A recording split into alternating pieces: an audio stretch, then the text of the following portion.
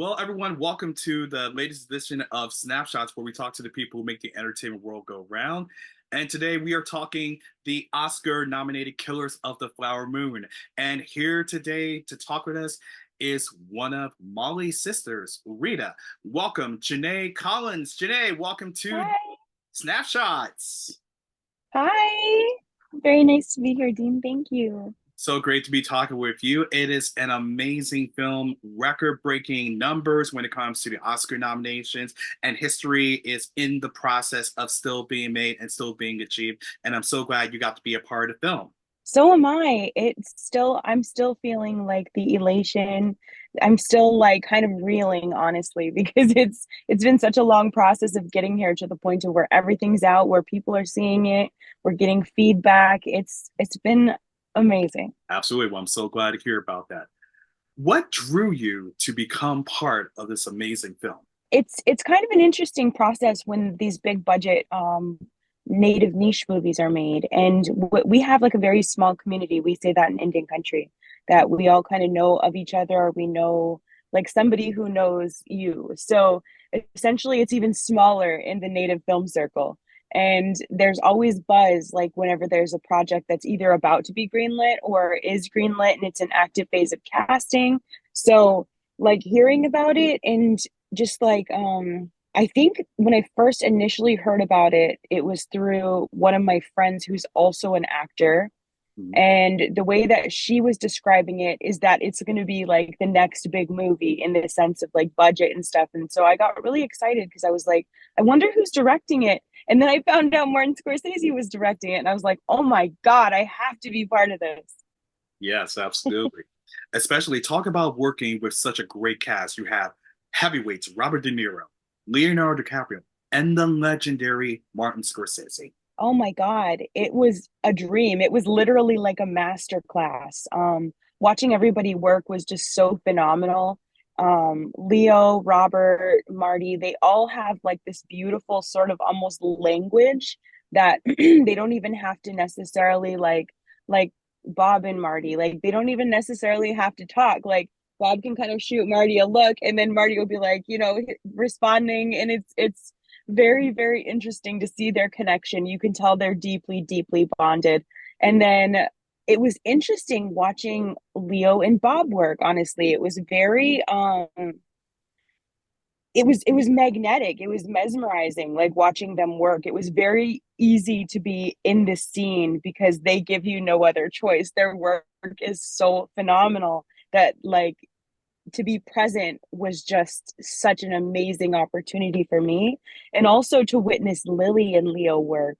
Yeah. Lily is the most magnetic, like she's very, very quiet and somber in her scenes, but it's very like her stillness like attracts the gaze. So it really taught me magnitudes between like watching Leo's kind of, his personality was more bombastic and like, his reactions, his energy, versus Lily's stillness. So that was an interesting thing for me to watch, just watching those two actors work, because I had quite a few scenes with where I would get to like watch them essentially.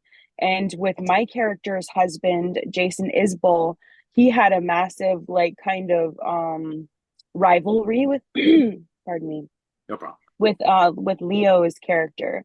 So watching the animosity between those two, but like the veiled animosity was so amazing. I mean, everybody was just phenomenal. Absolutely. And it actually leads me to a great segue to another question that, speaking of scenes, I love the scene which the Kyle sisters were speaking in the Osage language during the family gathering.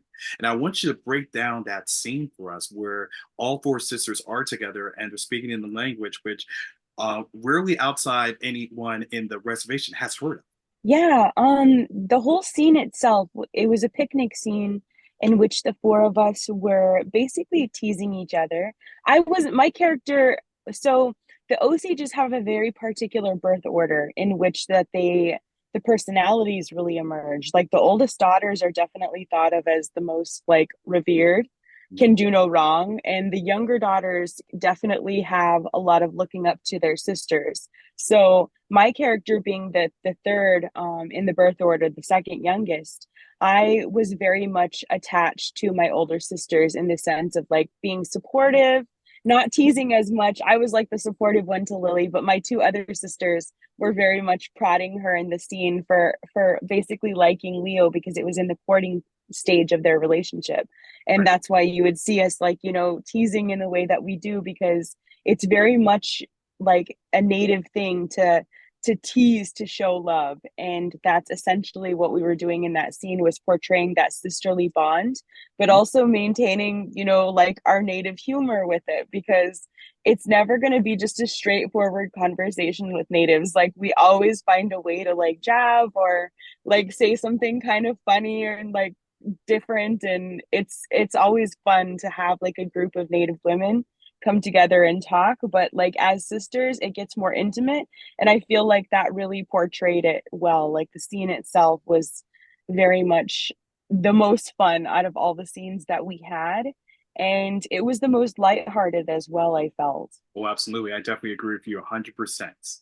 Now, there's been a movement in the industry to portray Native Americans properly, and there's been some great strides so far in recent years, not only with this film, but with Prey, Reservation Dogs, which you were in, and Echo. What more do you feel needs to be done to continue this trend and don't let it go off on the wayside?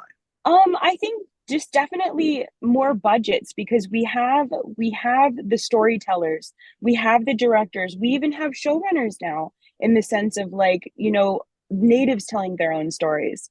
But I think that ultimately every few years we get really big blockbusters such as this one, such as like previously like Dances with Wolves, like a lot of movies come to mind, and that sparks the interest of the mainstream public.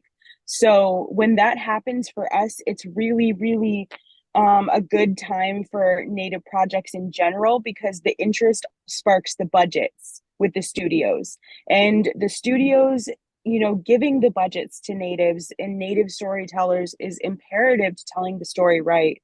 And just like with my film with Marty, he really, really, really listened. Like he brought on natives in every facet in our film to like help him uplift the story and tell the story right. We need more people like that. I mean, if the studios aren't willing to give the budgets to natives, they need to give it to natives who, I mean, to native allies that are going to tell the story right, like Marty did. And Absolutely. I really do believe that we're heading towards a really good progress in history where we are giving the reins to natives. I mean, we see with like Sterling Harjo that it can be done, and Reservation Dogs was absolutely amazing to be a part of as well.